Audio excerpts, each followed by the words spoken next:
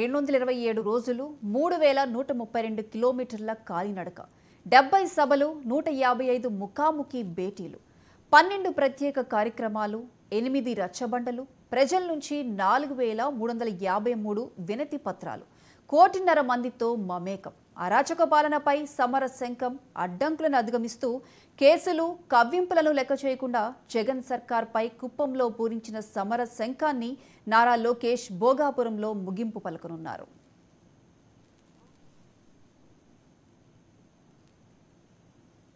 లోకేష్ పాదయాత్ర వల్ల ఎవరికైనా ప్రయోజనం ఉందా అని మంత్రి అంబటి రాంబాబు ప్రశ్నించారు. ఎవరూ గుర్తించని యాత్ర అది అని, కనీసం లోకేష్ కైనా పార్టీకైనా ఈ యాత్ర ఉపయోగపడిందా అని ఎద్దేవా చేశారు. లోకేష్ కుప్పంలో అడుగు వేయగానే తారకరత్న మృతి చెందారు. లోకేష్ ది అశుభ యాత్ర అంటూ విమర్శించారు.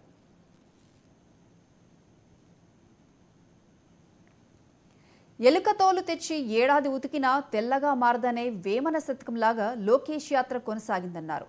యాత్ర వలన ఒళ్లు తగ్గిందే తప్ప మైండ్ మెచ్యూరిటీ లేదని, కుప్పంలో అడుగు వేయగానే తారకరత్న మృతి చెందాడని అన్నారు.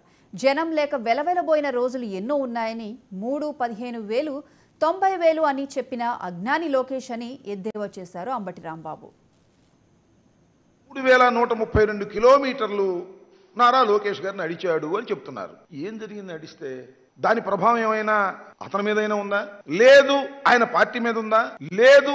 ఈ రాష్ట్రం మీద ఉందా అంటే ఎవరి మీద ఏ ప్రభావము లేనటువంటి ఒక యాత్ర. నిజంగా చెప్పాలంటే ఎవరు గుర్తించనటువంటి ఒక యాత్ర.